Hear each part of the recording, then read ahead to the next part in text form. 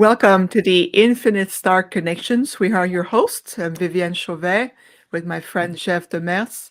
Today, it's just us with our intergalactic groups and beyond. Now we here in the entire universe, special Q&A, a spring recap.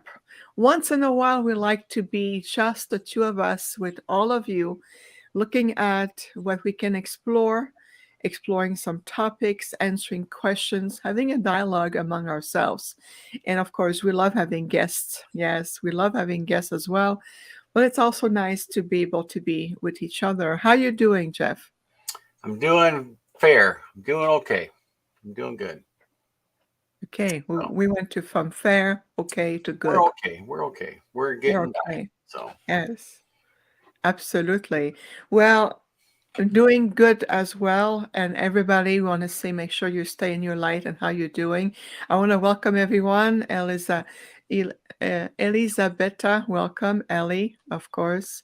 Javier, welcome, my friend. Renee, bonjour. Paul, very happy to have you. Dana, so happy to have you here. Megan, it's a pleasure to have you. We have also Isabelle, bonjour. Welcome, welcome. And so it is a pleasure to be here today at a special Q&A when we want to share and being able to talk about what's been going on. And I know that I just came back from a seminar at sea on a cruise ship. That was a very first experience for me, to be on a huge ship on the sea and doing a seminar and going doing also a lot of activations. I've done three level of activation while we were on the ship, and yet to feel the boat moving at the same time and to feel that the ocean was shifting along with us, it was quite an experience. And at one point, Jeff, I want to tell you, we had hundreds of dolphins swimming alongside the ship, and so we went on the deck to recognize them and being able to, yes, and like my husband says right here, that's my husband, crazy sea legs. We needed those. Absolutely. It was really amazing to feel, but to see those dolphins swimming with us and they were coming in and out of the ocean and and just acknowledging us, and they stay with us for a while, and then whoops, they went on to their own trajectory. But it was really amazing to get acquainted, and this is how you realize that your body template is really adjusting to the energy of whether you're on land. You don't realize that you take it for granted. Now you're used to be on land and hmm to move with the earth and the ley lines and the grids. But when you are on the sea, it's a whole different energy and moving, your body fluids, your hair canal, your inner equilibrium, everything shifts. So imagine doing Arcturian healing activation and DNA activation on the ocean. It was quite an experience. is there any ley lines uh, that are under the ocean? Okay, that's a great question. Let's start here today. Is there any ley line? Are there any ley lines on the ocean? Well, yes, there's still grids. It's through the Oceanic Life. There's what I have seen is almost like a matrix, a grid. A hmm grid will be a good word. What I've seen is a giant, very profound, deep level of grid system that really works with Oceanic Life. And of course, the galactic cetacean groups like the whales and the dolphins, they carry those energies and they know what to do with those grids. They navigate through it. Because when at one point we stopped on land and we went to Puerto Vallarta, and I had a chance to be in the water with the dolphins. And even though they were not in the sea, on the sea, but they were in the pool or on the resort where we were, what I did is that recreating those grids. And I could see through my third eye this holographic grids that connects them with the grids of the ocean and also with the other groups that works with them and the transmission coming in. They're like swimming libraries. Yeah, that's a good point, Megan. So it's fascinating to watch and to feel. And another thing I want to share, Jeff, about this is when you are underwater, the concept of time shifts. When you're on land, you know what day it is. It's Sunday, it's Monday, it's Tuesday, it's 2 o'clock, you have an appointment at 4. It's almost like time is more defined. When you are on the sea or an ocean, like this endless, and you lost track of the land, you just in an endless feeling of an ocean, time dissipate. There's no more concept of, oh, what day is today? Is it Tuesday? Are we Wednesday? So everybody was feeling like they were either a day ahead or a day behind. And so what they have to do on board of those ship is they right in the elevators, there's a banner or something they put on the ground to let you know what day you are. So you know you don't lose track of time. Hmm. But when you are on the ocean like this, it's almost like this inner compass, this inner linear compass of time dissipate. And the day just blends in. All you know is that you've been on the ship for a while and you've been traveling on the water for a while. But this is very interesting, this observation when linear time is no longer have the same pole. So that was another very interesting observation Okay, being on the Earth. now you've been to South America. Okay, you've seen the water there, and now you're doing this cruise now. Is there any difference between the areas of the water? Do you get any different energy? Is it the same? Different? That's another great question. And I want to say, everybody, again, I love the Crystal, Jimmy, Lori, who just joined us. Mike, it's good to see you. And Simon, of course, from Glastonbury. Wendy from California. And we have an amazing people from everywhere. Gloriel, thank you for being here. Catherine from Manchester. Yay. Mm. Thank you for being here. Oh, Gabrielle from Austria. That's awesome. And we have Linda from the Netherlands as well. And of course, Elisabetta from Italy. So thank you for being here. So, Jeff, I want to answer that question. So, yes, and Hamid from Turkey. That's wonderful. I got a friend there right now. No, that's wonderful. See, we welcome all of you. And bonjour for those who come from Quebec, Canada, and the French portion. Very happy to have you. So Jeff asked me, I have been to South Africa last year and now traveling on a cruise ship in the Baja Peninsula or alongside Mexico. We went to Puerto Vallarta. Is there a difference in energy in regards to the oceans? So I would say yes and no. And I'll tell you why I say that. So first, I did feel an omnipresence, like a consciousness that is worldwide. I felt the same consciousness in Maui when we were there a month ago. I felt the same consciousness in the Indian Ocean when we were in South Africa in Durban last year, as I felt just recently, a few days ago, when we were traveling to you know, to the Mexican Riviera Hmm. in the Pacific Ocean. There is, Jeff, an omnipresence that is really much.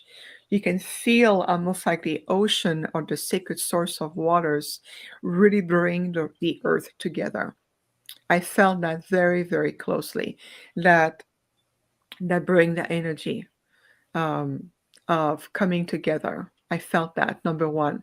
Number two, the difference I felt is the different presence of life, oceanic life, and also on the interdimensional level, there's different beings that coexist in the ocean. Like, for example, the one aquatic being that I directly interacted with, I don't know if you remember that in South Yeah. Africa, Yep. right from the Indian Ocean, this being came and communicate with me because I am a Nocturian and they can see that. And so that was I felt that presence, that interdimensional presence there that was unique to that part of the world. as the same thing that I just felt when we were traveling on the Pacific Ocean. I felt an omni level of presence of life that is almost like guardianship. They know that they are part of this part of the world, and they're entertained, and they create that energy to the grids there. And they also, there's a communication going on. I can feel like a communication going on. But what is amazing is to see that the the energy and the consciousness, there's an omnipresent, almost like a quantum communication that is moving worldwide. And so far from what we have felt and experienced, Peter and I, especially myself, this is what I've been feeling. And it's really remind us how much the ocean water gather us. It's bring us together, because to the ocean you can transmit the frequency, the intention through the Oceanic Life, and are going to be carried everywhere. And it's really amazing, feeling that energy. So yeah, that's a great question. Did you see any UFOs? Was there like a sky watch? I mean, that'd be perfect. Yes, we did. Yeah. Oh, Megan, I like that. Alchemical fluidity and alchemical transmission. Absolutely. So, as we were traveling into this huge ship called the Navigator of the Seas with the Royal Caribbean Cruise Line, we were there for the seminar. And so at one of the evening, we went with Misha Johnston. Many of you may know Misha. She worked with, Starseed Group support. She's based off of in Nevada, Vegas, doing a lot of star wash, um, you know, star watching the stars at night.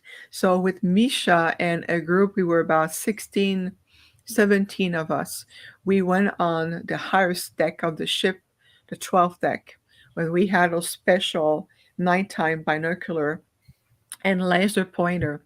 And what was amazing is to be able to teach people the recognition, how to recognize between a satellite, whether it's a shooting star, which we saw a few once, and whether it's more what I call interdimensional, intergalactic connections with ships. There's a huge difference between all of it.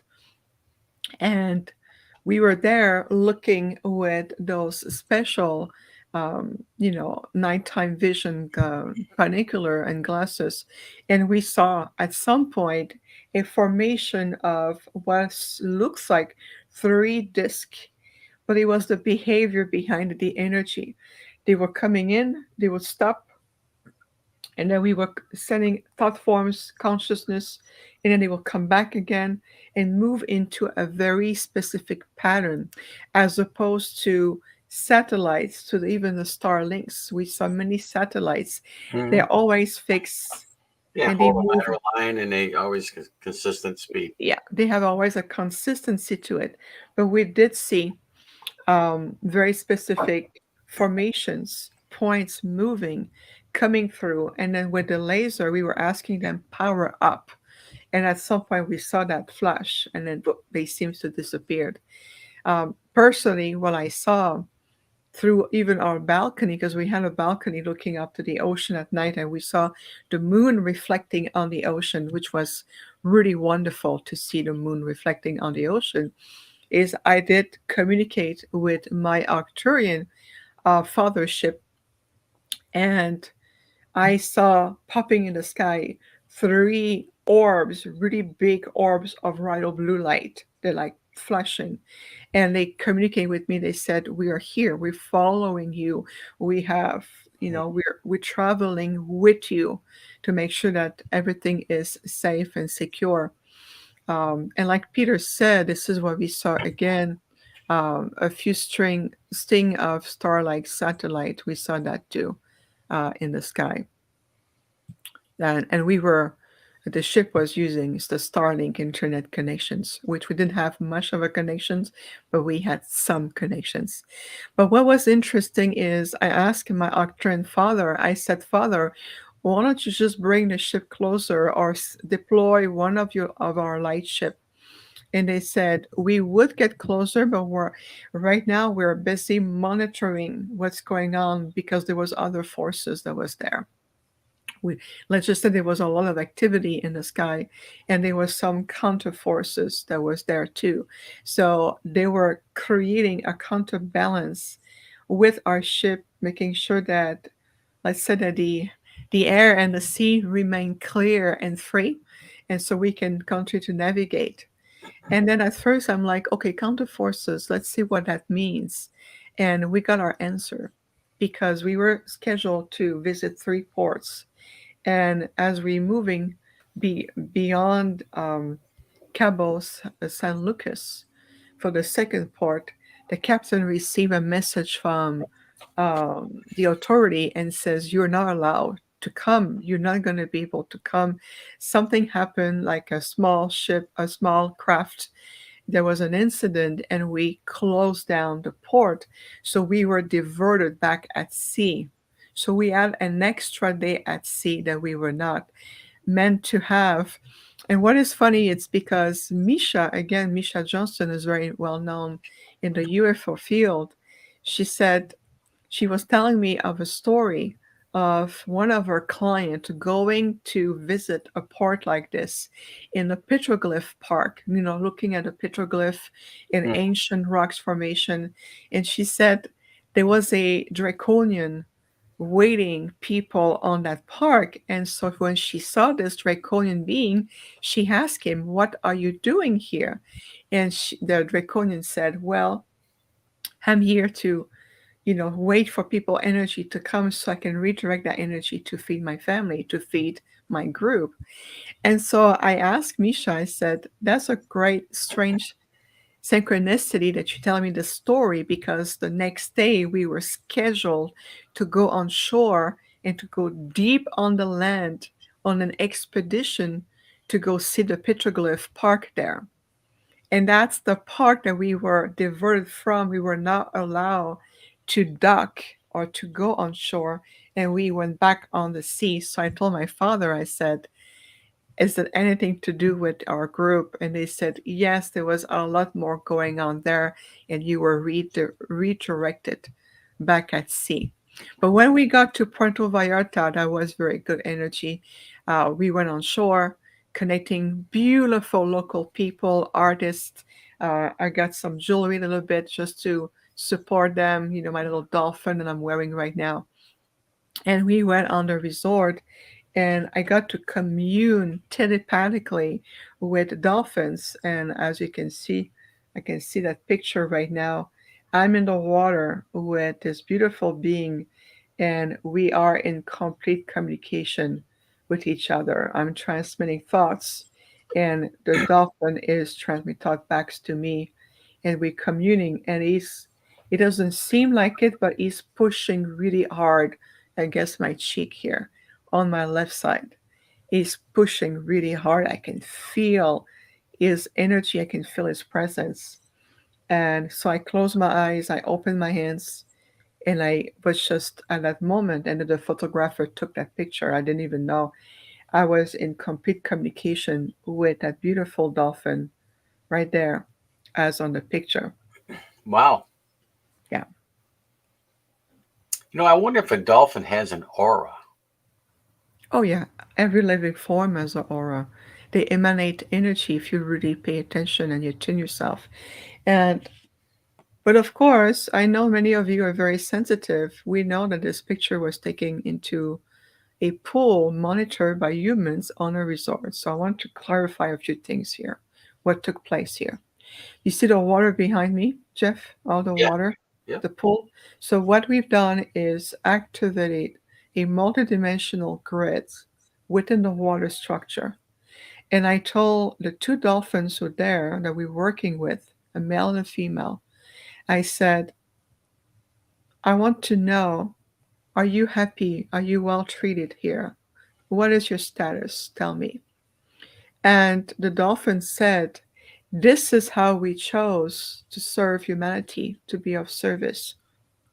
I said, "Okay, I respect that, but please remember that you're part of the galactic cetacean groups that involves whales and dolphins. You're part of a very large intergalactic group, And the dolphin says, yes, thank you for the reminder. And I invited both of them to increase, open that connections with their collective, that even though in this lifetime, this is where they're physically located, they're still energetically part of a very large, conscious, advanced, and intelligent group. And so I want to mention that we were there on a mission. At least I was there on a mission. I was not there just to swim and have fun. I was there to communicate with them. And this is what we did when we get out of the water. I did some light language symbol, and we create with the Octurans a grid in the water to support them and increase their connections through the intergalactic groups, so they always are in this transmission. So this is why I wanted to That's do so that. cool. Is that amazing? It is really, really cool. And I can see in a chat room, Megan said it was stunning, beautiful pictures. Um, yeah, it was profoundly too cool. Like Peter said, I share with my husband says, the dolphins were talking to Viviane and Shana as they were in contact. It was profoundly cool to see. So Shana is a lady that was in the water with me. And this dolphin was very attuned to both of us. And in fact, when the dolphin came, he gave me a little tap on my leg with his tail. And Hmm. he was creating sound. He was communicating with us.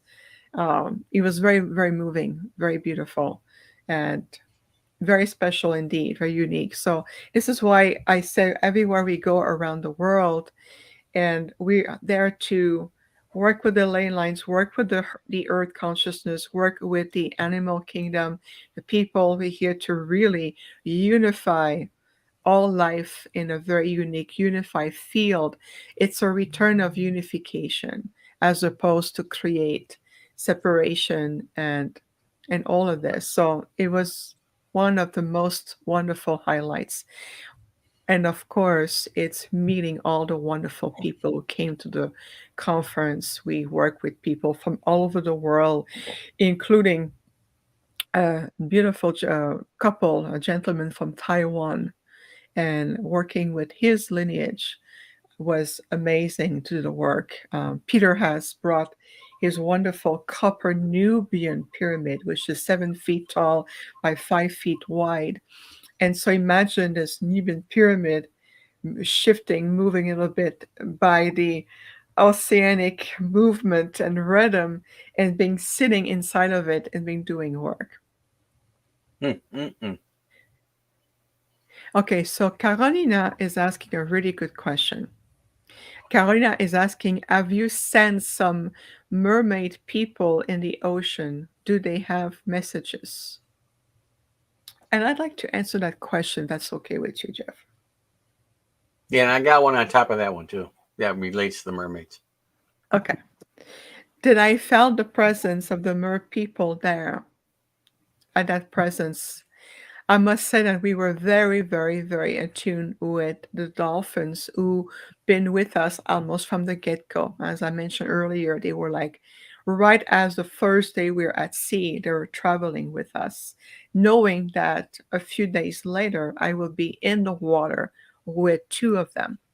So I mostly felt their presence.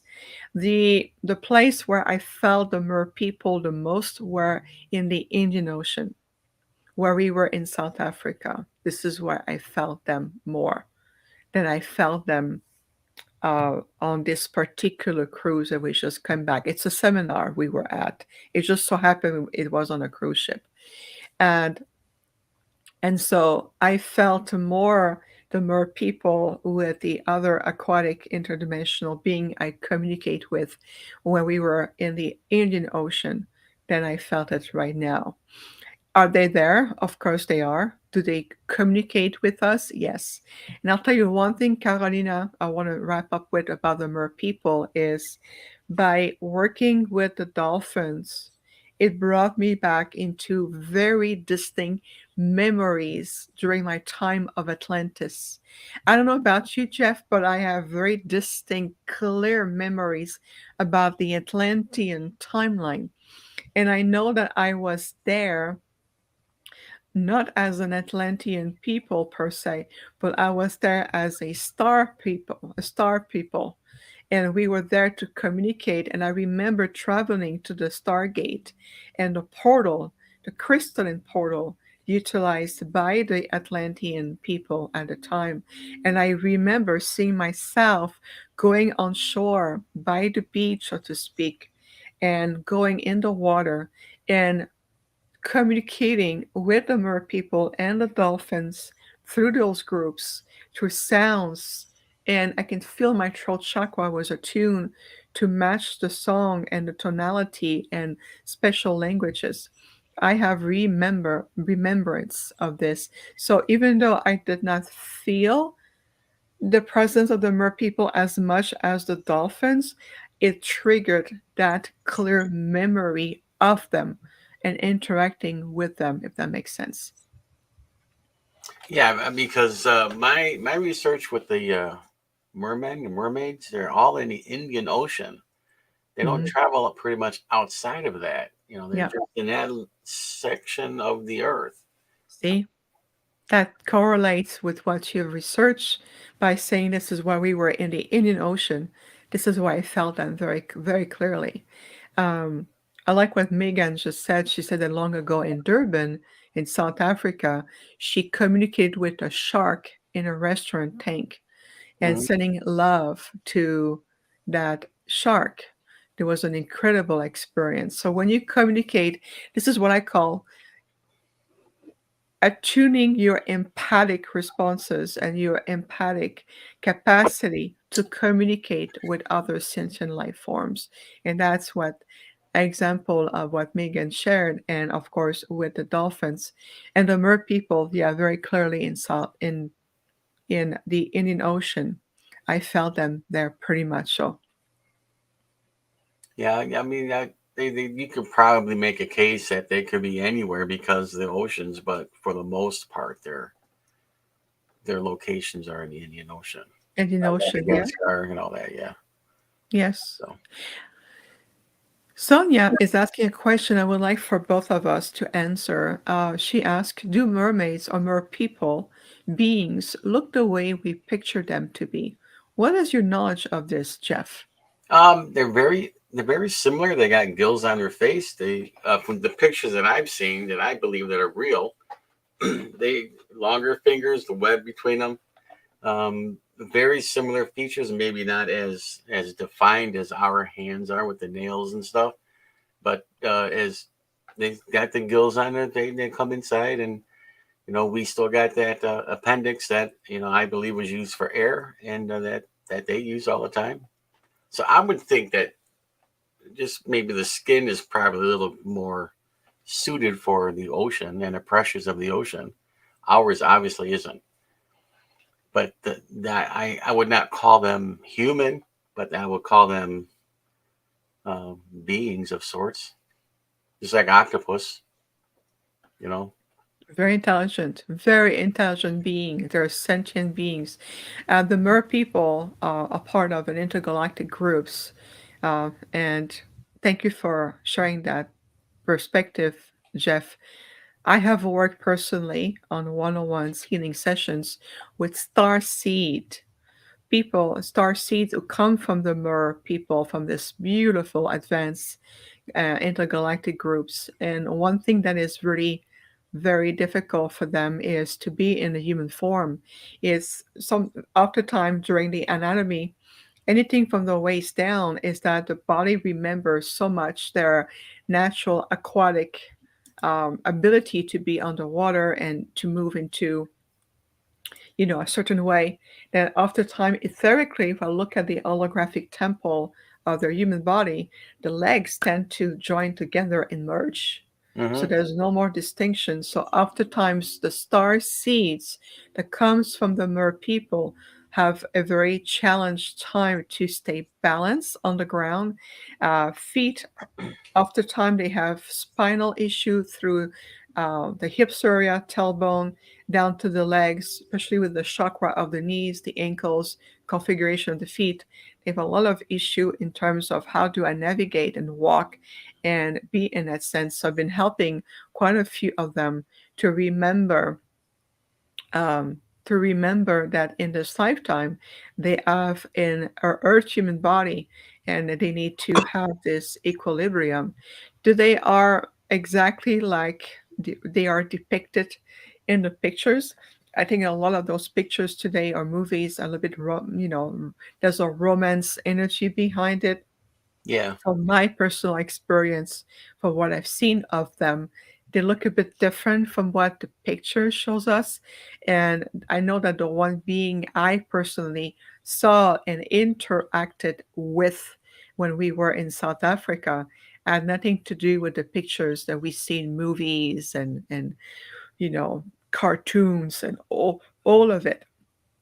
It's just a depiction. It's always like any pictures of ETs, even online today, they are depiction depending of whose experience is that, their interpretation of that being.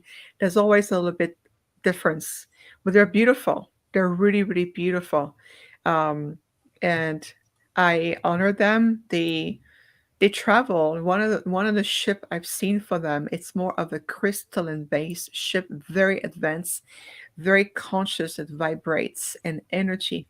Um, very, very beautiful.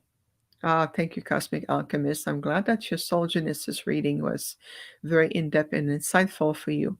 And they're beautiful people, absolutely. Hi, Dan. We want to say hello to Dr. Dan Seda, who came twice already on the podcast, and we just love having you here. So I want to give a big, big hello to you. Lytia is asking, do mer people live in underwater dwellings? Well, they do, but it's not in a 3D sense that we think. It's more of they coexist in more higher dimensional. It's more of an higher dimensional aspect of um, they coexist with the ocean, but they vibrate and exist in a higher dimensional space. Does that make sense, Jeff, to you? Yeah, I actually have a video of one. If you want me to share it, Oh, really? Well, let's go for it. Let's want me do to that. give it a shot? Yeah, let me get this bigger. Salutations de Montréal, Susanna. Salutations. So it's hello from Montreal in French. What a treat.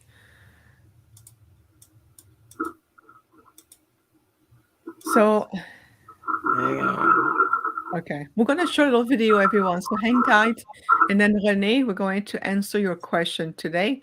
This is a good question about ascension and how ascension really take place and is happening. So hang on, Renee. We're going to go to your question in a moment. Okay, Jeff you is ready? looking for, okay, let me bring it.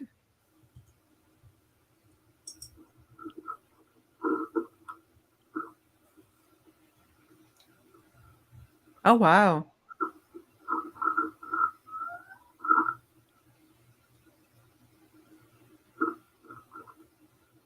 Wow.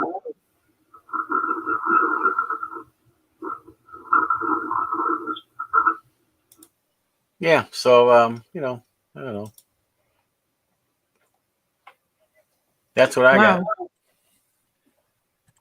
So So where is that video come from? I believe that come from Europe. From Europe. From Do we know Europe. where in Europe? No, I want to say close to Italy, Oh, but okay. I'm not 100%. I was just checking with the tags and everything. So the last info came was from Italy. So that could have been a copy, and then somebody put their tag to it, but hopefully not. But and I got others too, but that one seemed to be pretty cool because it makes a noise too. Like like an alert. You know, Yes. Yeah, like you get your ass back in the water. The hair. So I thought it was interesting. well, everything, we all communicate in different ways. And I love to when you start to get attuned and we opening ourselves to be attuned to different form of languages, vibration. Um, you can really see that there was a communication. What is your take on this video for you? For me, Yes.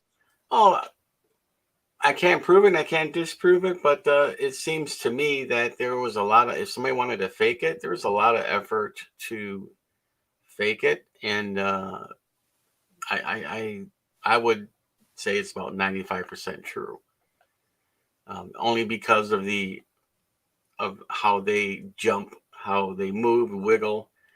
I would find it hard somebody to be in a suit like that and then do those movements, you know, and still make it in the water. I mean, it just some of this stuff rings true, and that's what this one does to me. But you really can't prove it. But that's as close as I can get to it. Right, right. Well, let's just take it for what it is and saying, okay, either whether it's a real video or man-made, either way, I feel like it still serve a purpose in terms of attuning ourselves to the acceptance that there are so many other life forms that coexist with the earth, on the earth, around the earth and even beyond. So I think it's, um, we I mean, know. there was two there, and I sliced the video, I decompressed the sections of it, Mhm. and drew an outline of everything, and that's why I know that those eyes are bigger, and they're not like ours. You know how they're tapered at the end. Mhm. They actually are circular. And it seems like there's a couple lenses on there. So if it's a mask, it's like, I don't know. They must be practicing that maneuver over and over, to jump all across those rocks and everything without hurting themselves. So, you know, Yes, yes, that's true. That movement, that energy. Well, let's just thank you so much for sharing that because that was fascinating. Either way, again, everything is an invitation to awaken. So we know that they do exist. They've been existing for a yes, very long time. 100%. Awesome. All right, Renee is asking So, questions. So he says, I'm still puzzled about the ascension to fifth dimensional frequency, 5D. How is it going to happen? Is it individually and gradually? What is your take? What is your group, your Ponti, or saying about? well, it's what the Ponte are talking about, and what we I almost got my paper ready to be published. I mean, it's gonna be a real thick one this time around, but because I've been asked a lot of times, so when are they going to show up, man? When they're going to land their craft? It isn't going to be like that. It never was going to be like that. Because if they did, I don't care if you get the guy that says I want to see it. Seeing is believing. If they were to see anything like that, I they would totally freak out. I don't care what you think you might want to see, what you would love to see.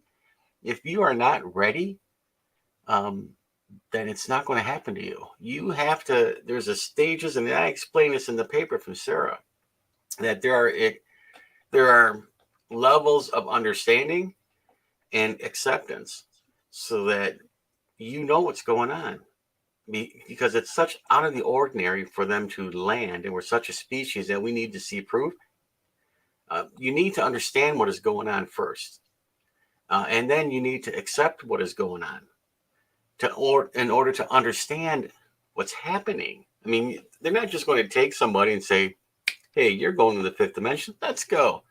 It never does work the way. You have to be prepared. They have to prepare you to accept, because this is a totally different energy that you're going into.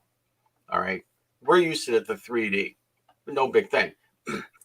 But if you were to go to a different dimension, or whatever you want to call it, whatever, you ain't ready. Your body is not going to go with you. You got to know that. Okay, it is your inner energy that's going, not you.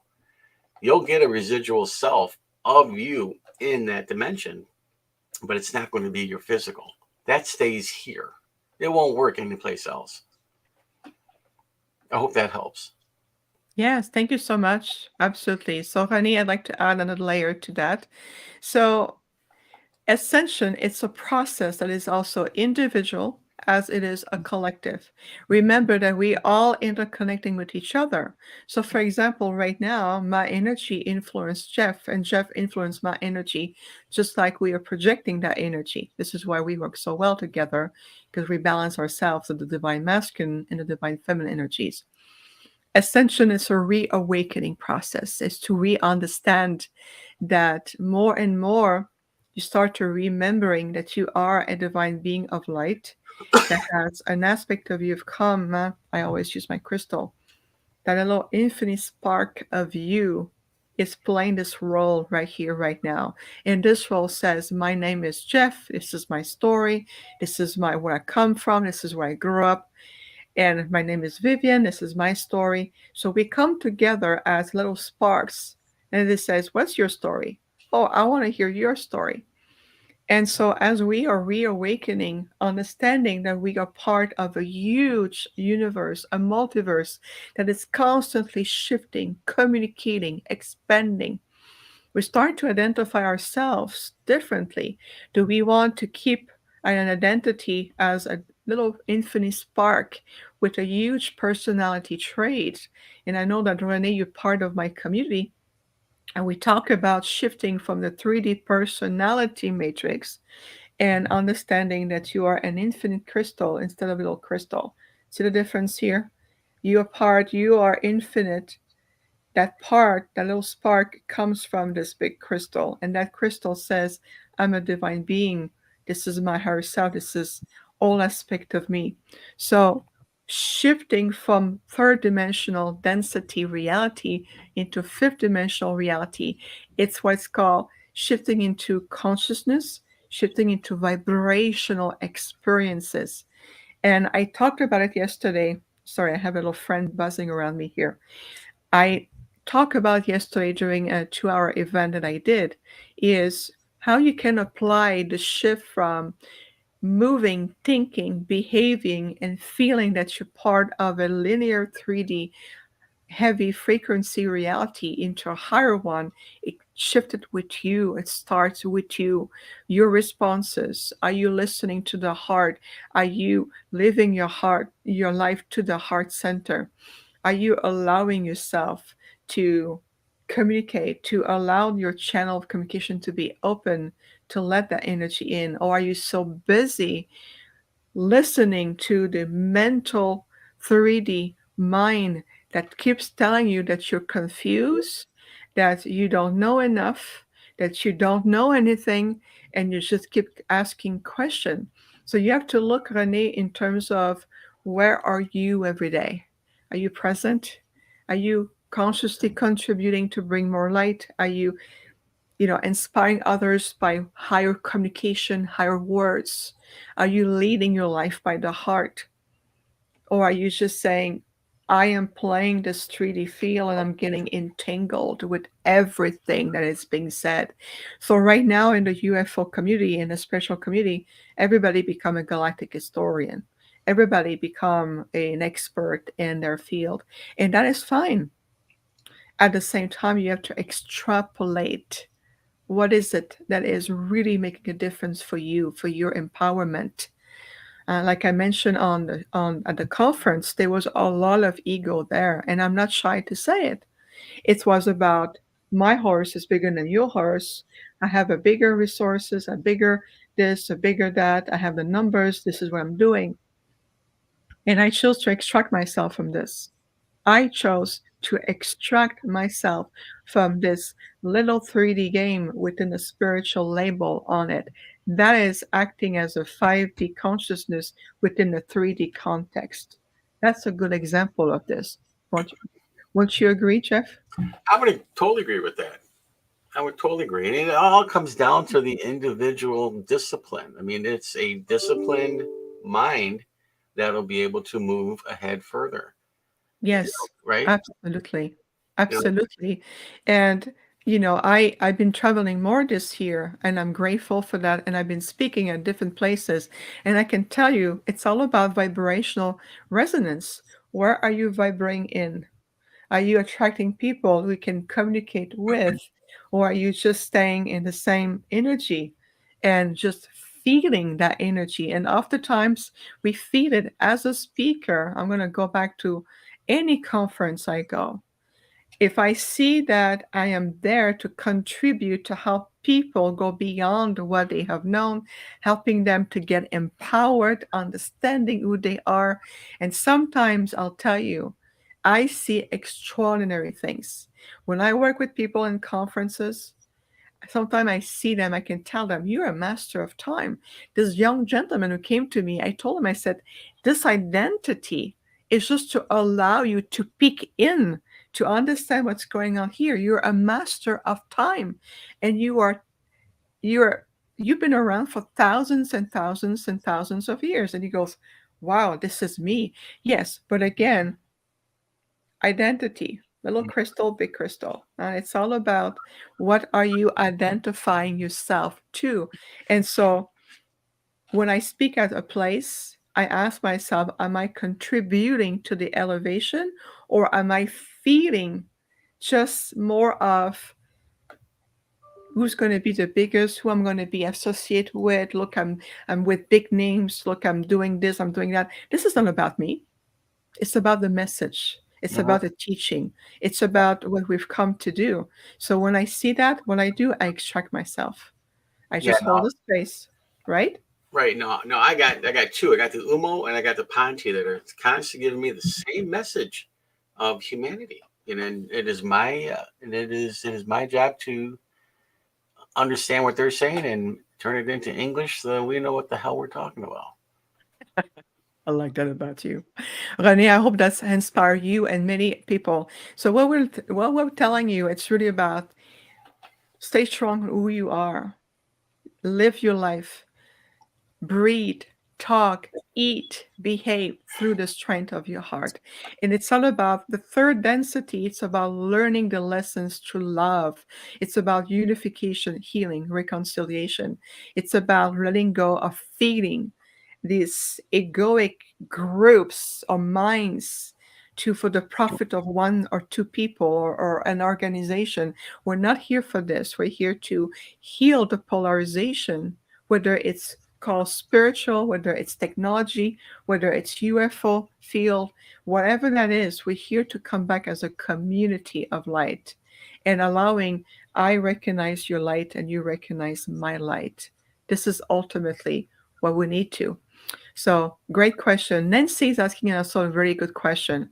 Can you give us, can you give some information on the Mintaka soul group and how they can contribute to Terra, Mother Gaia today?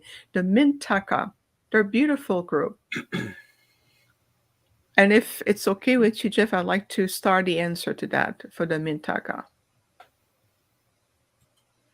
Mintaka are known as more fifth dimensional frequency star group, and they're very compassionate. I felt a lot of love. They're part of an ancient soul group, and the Mintaka star seed, or the Mintaka, or the realm of Mintaka, is energetically vibrating what is known within the Orion's belt. So think about it, vibrating the realm, they're coexisting within Orion's belt. They're vibrating mostly at a fifth dimensional level and beyond. So they're part of a very old, ancient, beautiful, wise group, soul group. So what do? They come here to heal, to help to heal the polarity, fragmentation, to help to sustain higher fifth dimensional frequencies, helping to heal the past, to history. We know the Orion's War and with the Syrians and the Galactics and what was going on the Earth.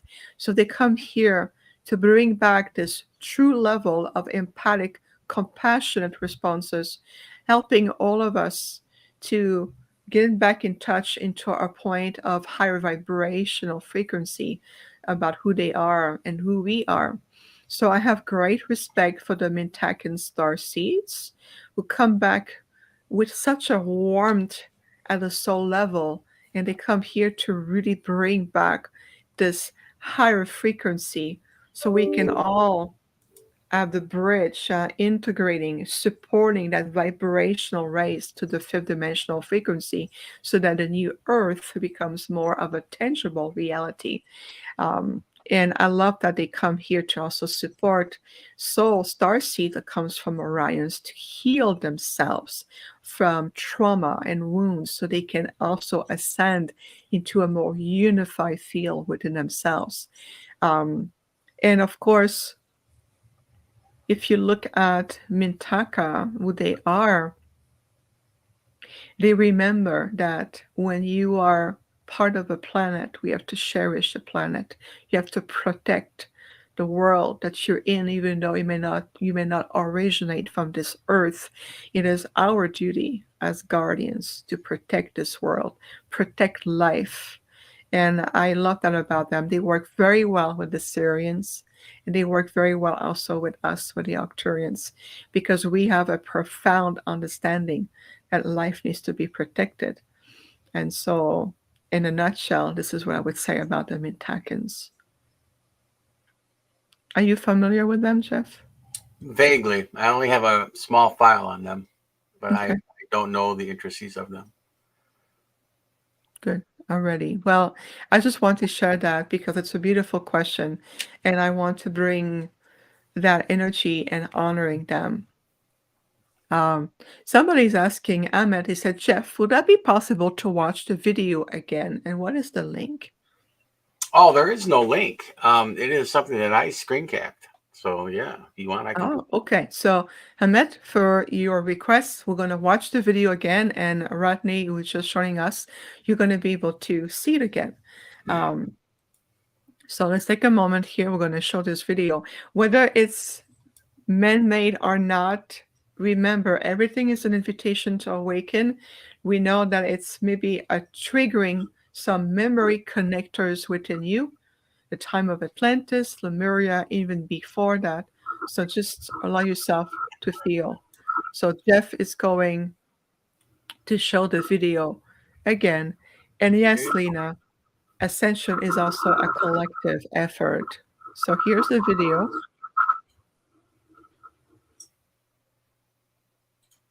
Ready? Here we go again.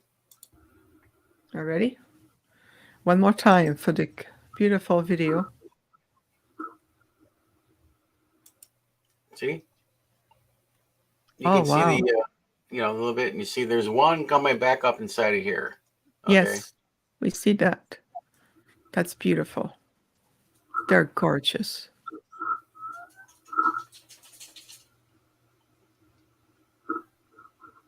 See, that'd be kind of hard to do with a person in a suit. You know. So Wow. yeah. And a lot of these things that I get, they come on the net or whatever, and then they go away. Because they get taken off real quick. So you have to be quick. Yes, we have to be quick for sure. Well, thank you, everybody. Catherine says, beautifully said, Vivian. Megan says, well said. So, this video, and I know there's many, many videos online. Everything always says, listen to your heart. If it invokes something in you to inspire you, to bring in another aspect of you, to invite you to elevate yourself, then that's okay. You just extract the keys, but just listen to who you are. And we have a good question from Kat. I don't know. Let's see what Jeff, if it's resonate with you. Kat is asking, have you ever heard of a group referred to as the Yorde Mercabilistis? I can't even pronounce it. Someone told me that they are beings who incarnate on worlds that are ongoing great transformation and change, or we're ongoing great transformation and change. With a Y, Yorde, Yorde Mercabilist. Have you heard Uh, of such a group before? no, but I mean, I don't. By the name, it sounds like something like on a spiritual realm instead of an ET realm. So I haven't heard nothing, but it doesn't mean they don't exist. But they're probably in spiritual.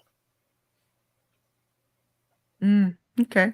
It I could be the ones personally that are never like heard of that out of group. the yeah. So who knows? I don't know. Yeah, I never heard of that group before. However, here's the thing: there are many light beings who've come back to this Yeah. earth and take on incarnations, and they have the right connections to very ancient, very wonderful knowledge to help all of us. So we have to think that we are getting a lot of help and assistance for sure, without confusing the mind. So I always say, please be discerning with what you accept within your reality, because that will be interweave into your reality. And I need to speak from the heart here. I need to let out of my chest. Arcturians, we are not grays. I think I make it very clear. Oh So my gosh. Oh, anyone, so far from it.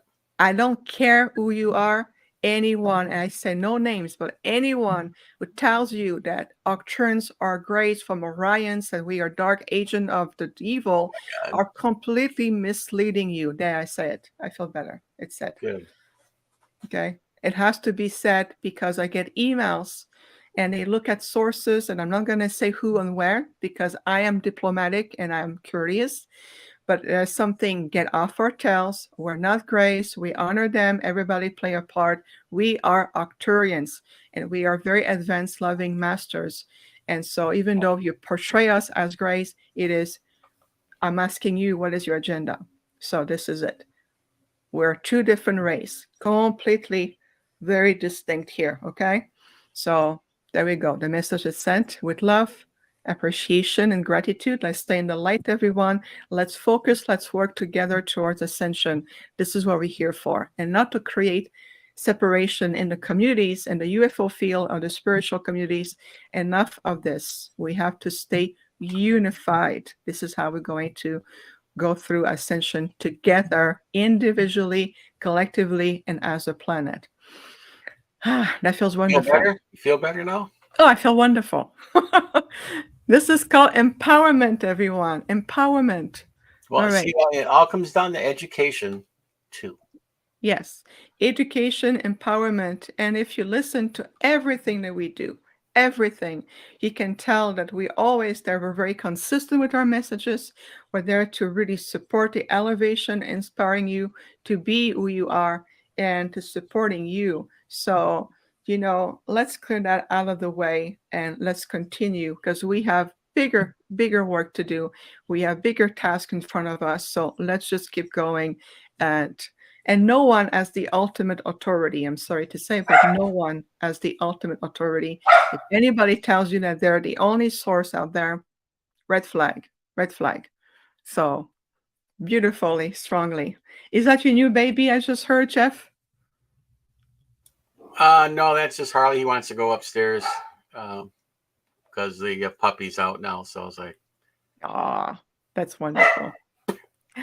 Well, Cosmic Alchemist is also asking a beautiful question. I'd like for both of us to answer the question.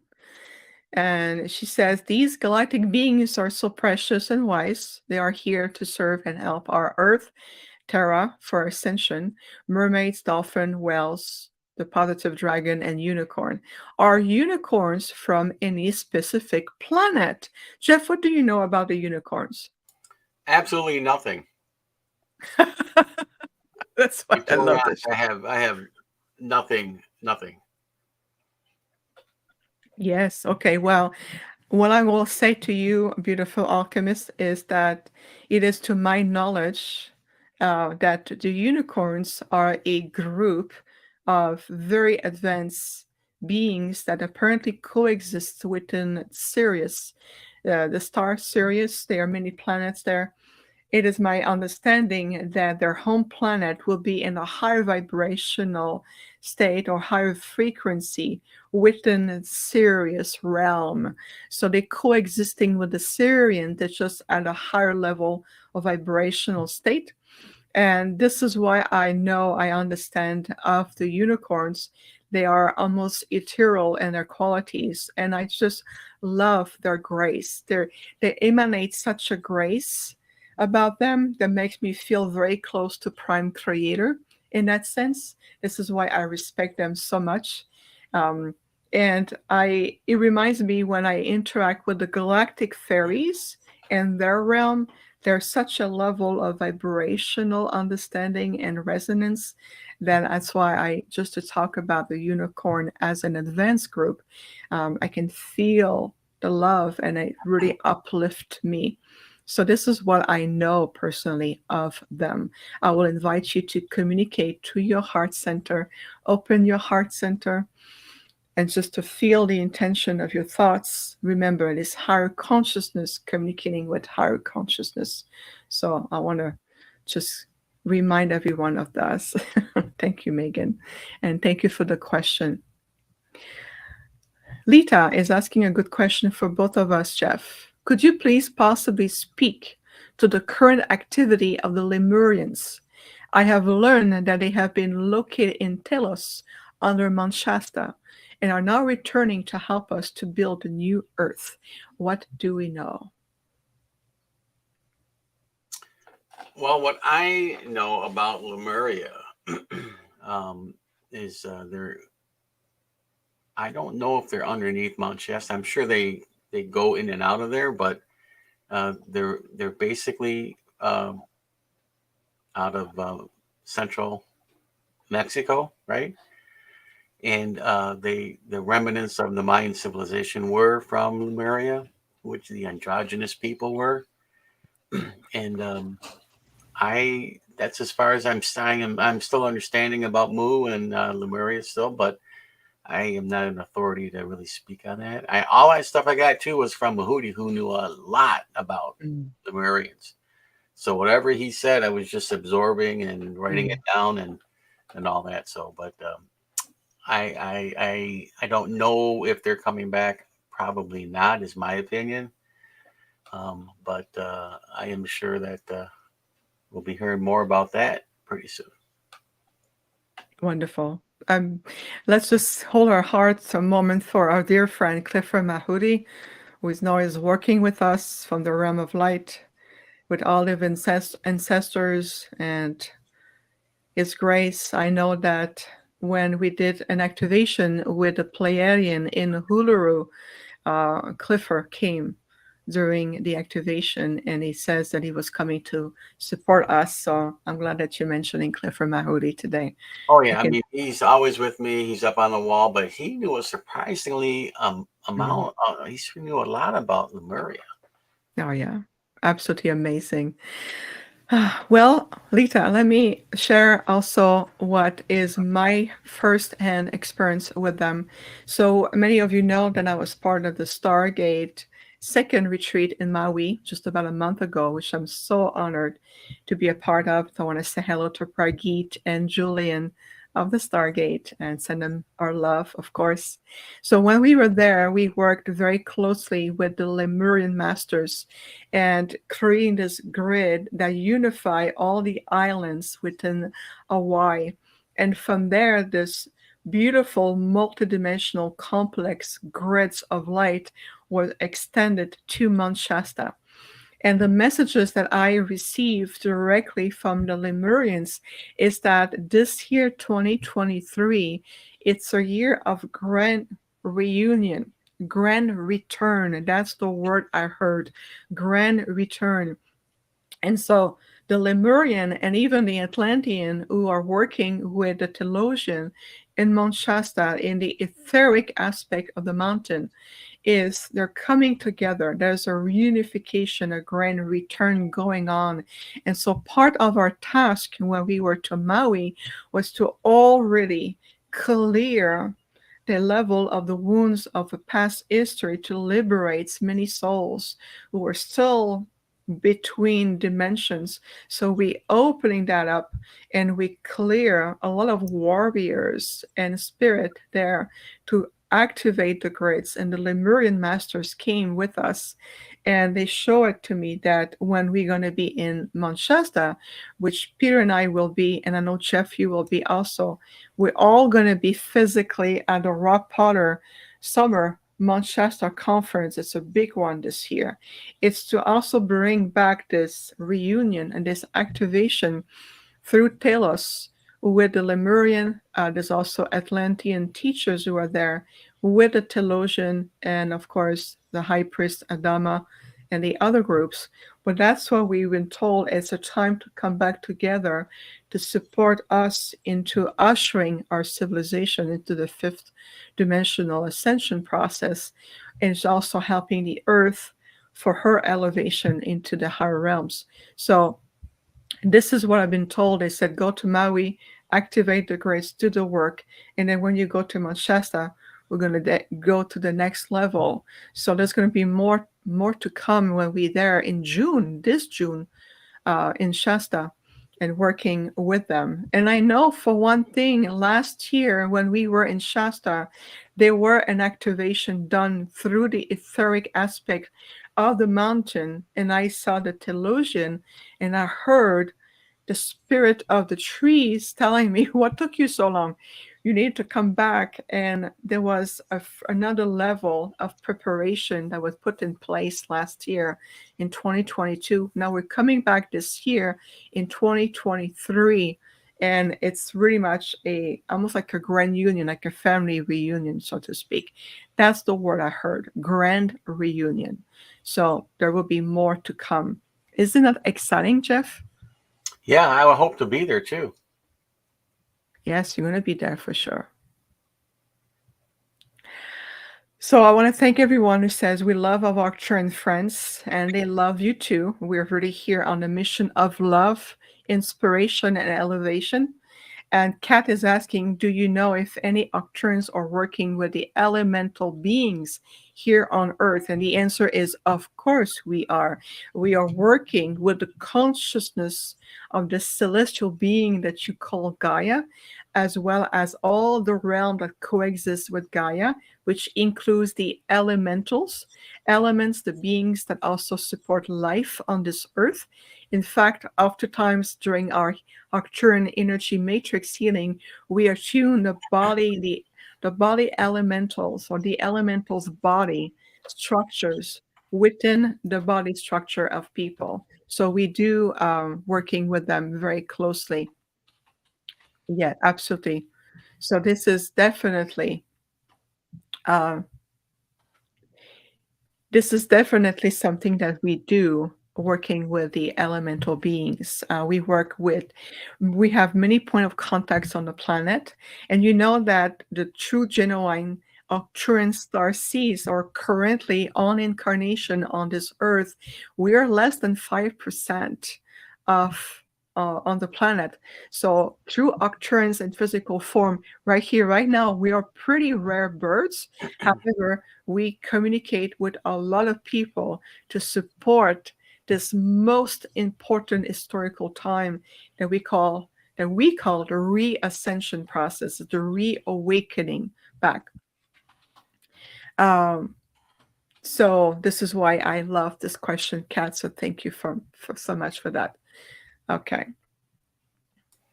Yes.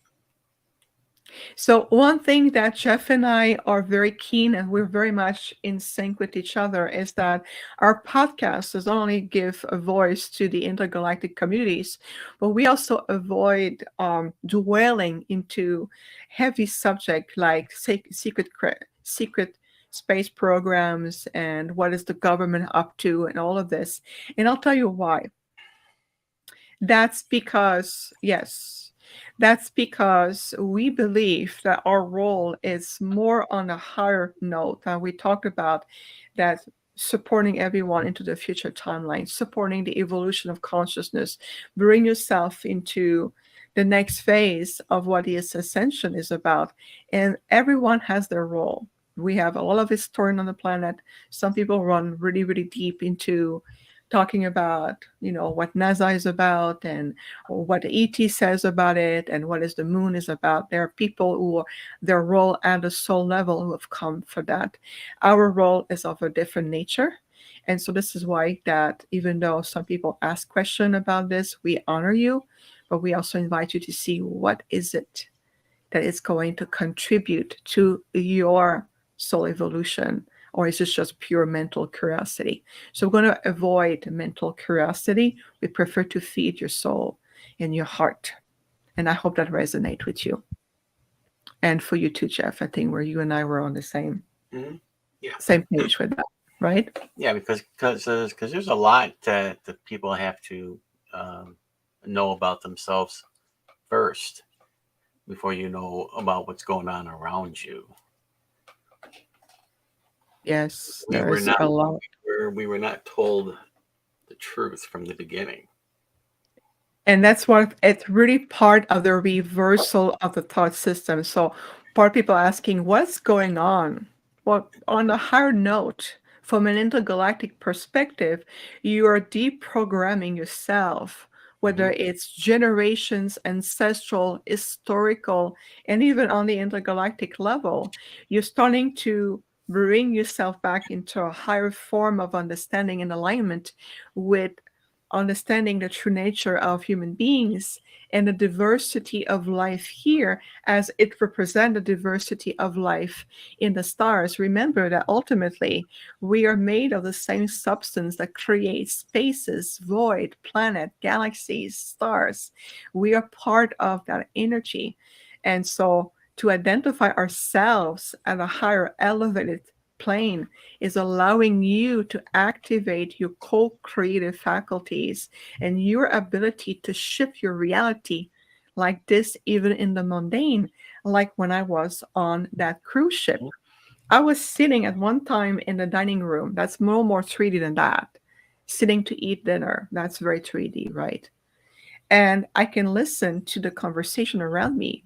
And some people, depending on what generation they're in, they're very ingrained of this is my world, this is my belief system, this is how I raise my kid, and there's nothing else beyond that. And I can feel at the soul level that those souls are simply not ready to embrace different level of realities, and their souls is telling me, let me evolve on the third density frequency because this is all I know, this is all I remember, and I'm going to eventually move beyond all of this, but for now this is where I need to be. So what do? I stay in a higher fifth dimensional response, and I send them compassion. There's no need to engage in a battle of the mind to try to attempt to convince them, yeah, but if, but what about this? Because this is not how it's going to work. It's only going to bounce off. What you need to do is elevate yourself a little bit frequency higher and allowing yourself to hold them in the light and says, I hear you on the 3D, but I see you on the 5D, meaning you see them for their light.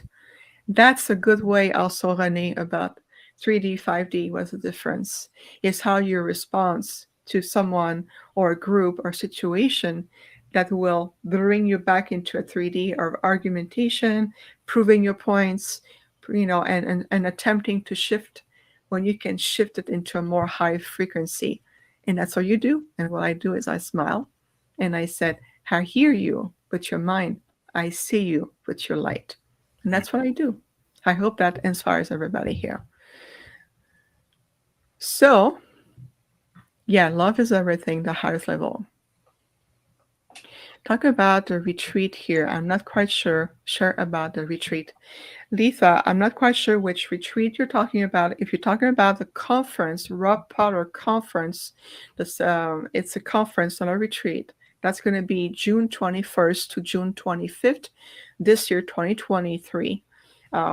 It's, let's see if I have still the banner. This is, go to Rob Potter's website, thepromiserevealed.net, for all the detail about his upcoming Mount Shasta Summer Conference. If that's what you mean, this is the website to go to.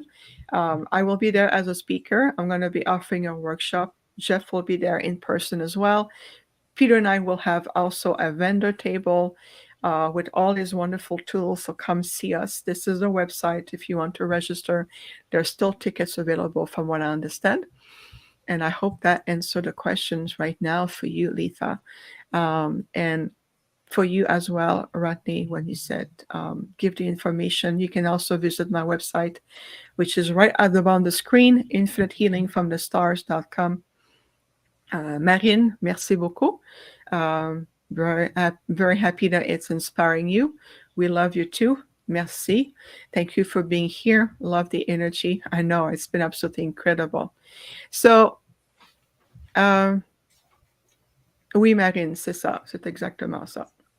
So, there was a beautiful question here. Oh, Andromedan. We love Andromedan starseed. Thank you for being here.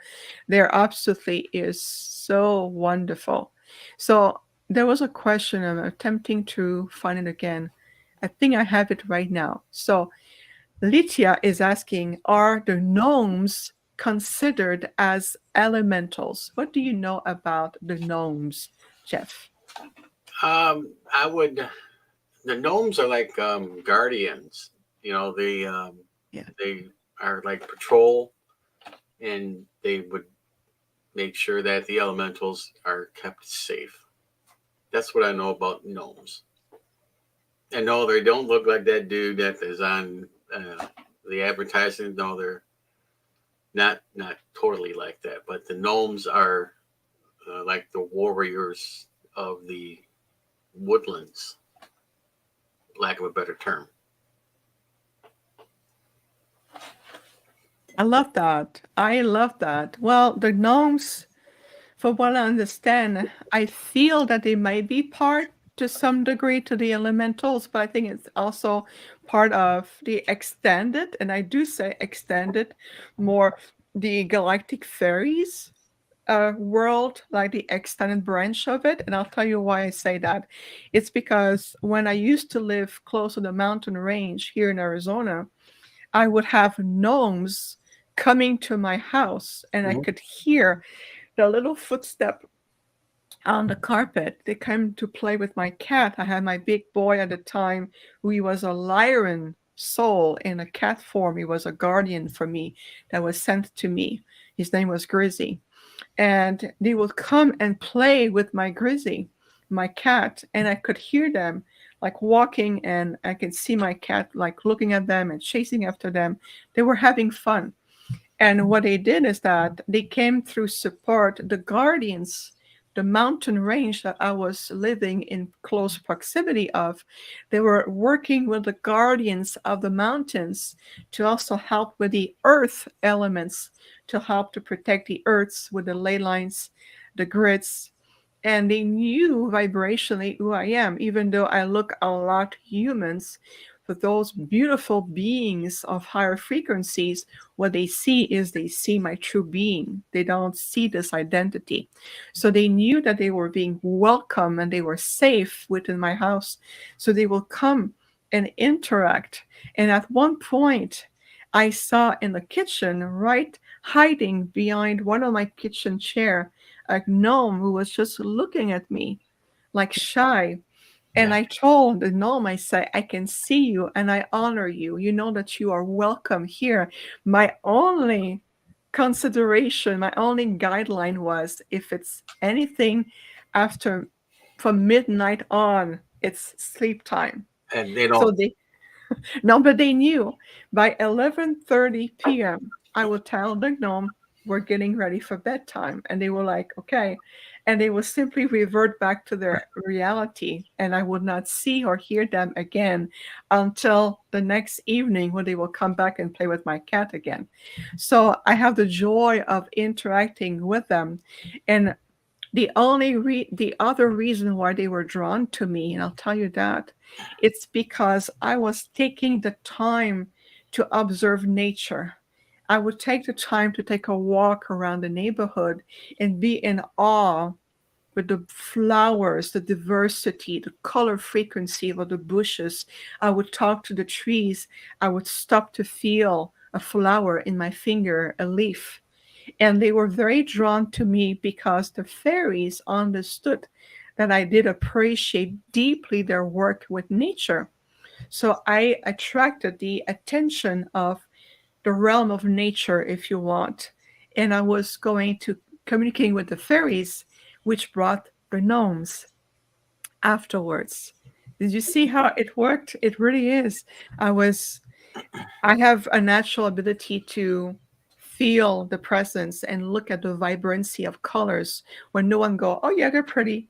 To me, they're extraordinary because I see the vibrance energy to them. Whether it's the desert is in bloom here in Arizona, or I'm in a garden, or I'm just walking by a bush that creates such a symphony of beauty and colors. And it really speaks to me, and there's this soul exchange going on. So that brought the fairies to me, and then eventually the gnomes came alongside. Is that amazing? Yeah, absolutely. I used to have a video of a fairy. You used to have a video of a fairy? Yeah, I have it somewhere. I Oh haven't my found it God. yet, but it's pretty long. You're about this big, really thin, and wings and shit, and the head, and yeah. That is I'm like, incredible. you must be kidding me. I said, man, let me keep that video. Oh, I love Yeah, this. I love this. it's Um, somewhere here in my library. I gotta find it. oh yes. You see, you can see them when you attune yourself to them. It's about vibrational adjustment. It's Mhm. about allowing yourself to be in the heart frequency. You stepping into your self mastery, who you are, your master self. So, all of these beautiful higher frequency beings, whether it's elementals, fairy gnomes, orbs, light beings, you become attuned to them so you're able to see them, just like when we were at sea with my husband and I sent out a thought form to my Arcturian father, and father answered me directly through three beautiful royal blue orbs that just appear in the sky. But vibrationally, I was the one attuned to them and they were meant for me. So Peter, who's standing next to me, never saw the orbs in the sky. I did Right. because it Resonate. was a response to me through my Octrine father and their presence to our collective. And this is where you are really much attuned. And again, I want to welcome everyone and thank everyone for joining us, both from the Stargate community, which I had a chance to meet. You are amazing. Our own online community, people we work with, people who tune with us every time for the podcast from all over the world. We honor you, and it's because of you that this work is possible. So we want to give you a big round of applause for everyone and staying in your light, because it is definitely a partnership, a collaborative efforts that we want to bring an entire planet to finally breathing back into fifth frequency, which is a lot more natural, if you ask me, at the third density. So very, very happy. So Irina is asking, did you see those beings in your energy body or physical body? Let me ask you this, Jeff, to answer Irina's questions. When you communicate with the Ponti, with your group, Hmm. do you see them only in your energy body, or do you see them also with your physical body? Um, it is. It happens like this. When they want to communicate with me, they send me images. And they do talk, but not a whole hell of a lot. A lot of the times, it is I can feel them, and I get these images of whatever they want to communicate. However, when they do make themselves known, there is an image, a faint image of pretty much what Sue Walker does. It's very damn close of that image. I can see through them, but they're there. I mean, you can't miss it. It's like remember that movie Ghost at the end. Mhm. That's what they look like. They're shimmering with energy. You can see their features, and that's how they appear to me. Now with my wife, I had Sarah next to me. I mean, it's plain as day. And she says, "Who are you talking to?" I said, "Sarah. She's standing right there. She's beautiful. She's got yellow, and she couldn't see her."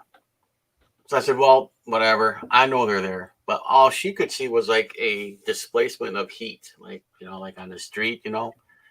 But to me, because we resonate together, I'm able to see them. And I see little wisps going around the house, and they stop and I say, I can see you. There's no reason to run, you know. So, but that's Exactly. how it is to me. But a lot of times it's always imagery and very few speaking, because they don't do that to them. It's easier Mhm. to send an image or a thought form than it is to say, "Hey, Mhm. how's it going?" You know. Precisely. That's a really good point. There's no jaw moving with communication. Says, "Hey Jeff, how you doing, Jeff D?" It's Right. the going to communicate to those thought forms that are the equivalent of "Hello, how you doing?" I love that. And that also illustrate, to answer the question, Irina, that when you communicate, whether it's an elemental being, whether it's, part of your star families and angelic beings or any form of light, your physical body, your physical template is part of your subtle body of light, part of the human energy system. So all aspect of you can be engaged into this communication. And oftentimes people sometimes will dismiss the etheric light body aspect and they want to do real physical contact or information. And we said that it's all of the same because your senses get engaged. You're opening your own micro tunnel of communications. Your sensory points get also open up. So I can tell you, I can see like these orbs I saw were light ship that was sent to me as a response to a thought that I sent out. And those light ship in the form of an orb, I could see them physically with my eyes as well as my third eye.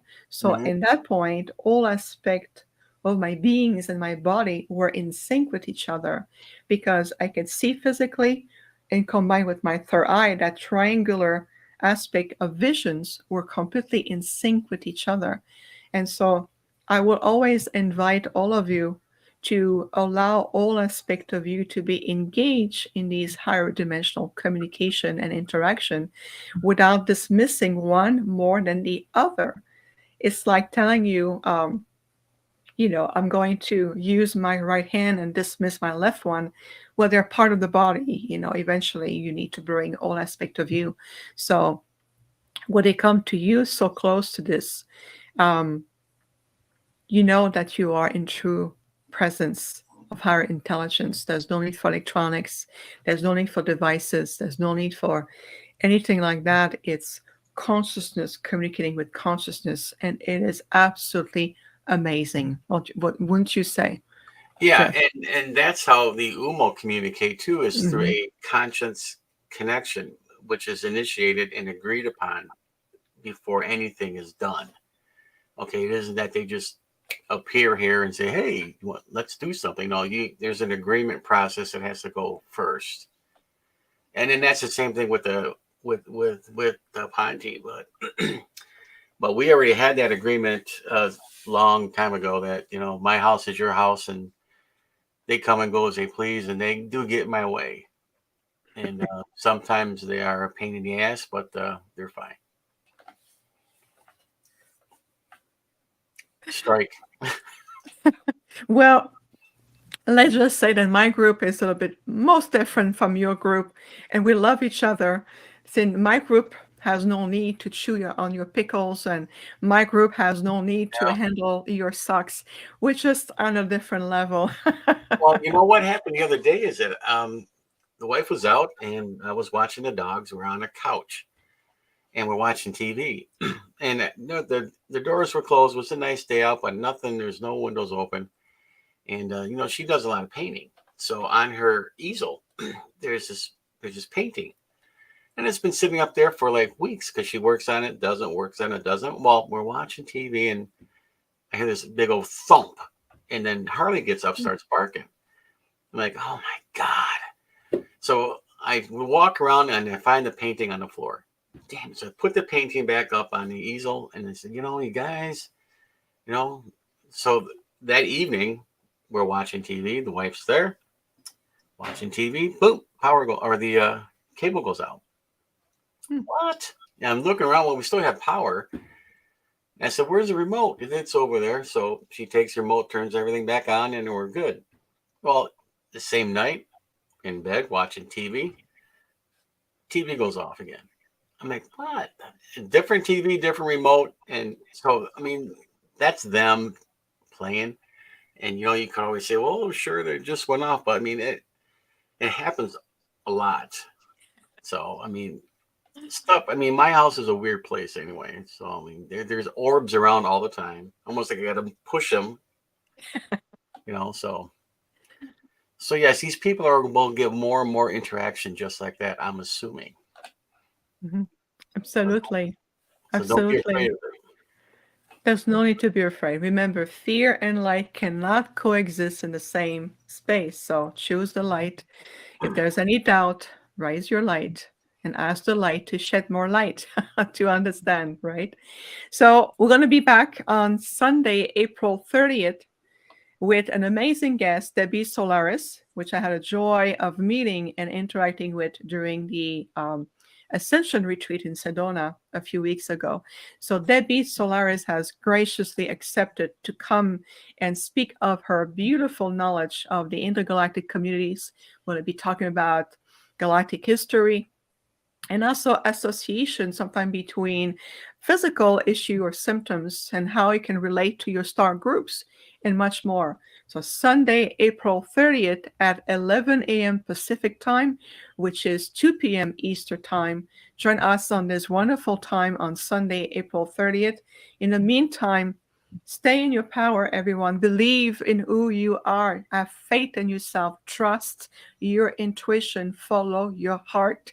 I'm telling you, it's all about the light. And on behalf of Jeff and I, we are honored to be of service.